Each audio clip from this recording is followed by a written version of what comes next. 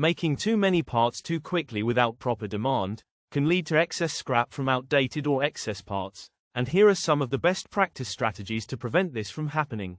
Firstly, one can implement just-in-time (JIT) production to match demand. Secondly, reduce work in progress inventory through better production planning. And thirdly, introduce pull systems, for example, Kanban, to prevent overproduction. The recommended best practices implementation guide for preventing overproduction and excess scrap will be discussed in the next slides. The first recommended best practice is to implement just-in-time production to match demand. Therefore, establishing a JIT system, one must align production schedules with real-time customer demand to prevent excess output. Next, reduce batch sizes to maintain flexibility and responsiveness.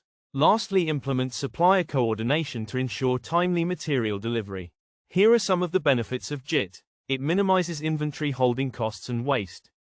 It reduces storage space requirements and improves cash flow and operational efficiency. The second best practice strategy is to reduce work in progress inventory through better production planning, therefore optimizing production flow. Firstly, implement production leveling (Heijunker) to balance workload. Secondly, use real-time demand forecasting to adjust production rates. And lastly, standardize lead time reduction strategies to streamline operations. Controlling WIP accumulation is critical for success. One needs to set WIP limits at each workstation to prevent bottlenecks.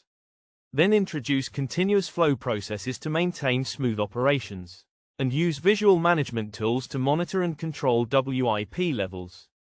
The third best practice strategy is to introduce pull systems, for example, Kanban, to prevent overproduction. Therefore, implementing a Kanban system, one needs to use Kanban cards to trigger production only when needed.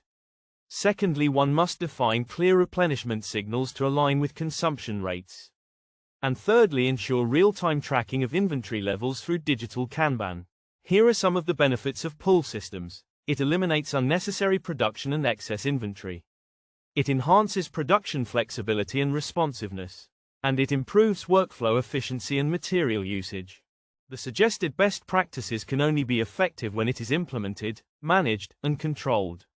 Please have a look at the next causes for scrap generation in the following videos. You may also like, subscribe, and send us a comment if you would want to add value to the channel or become part of the OPEX Coach ecosystem.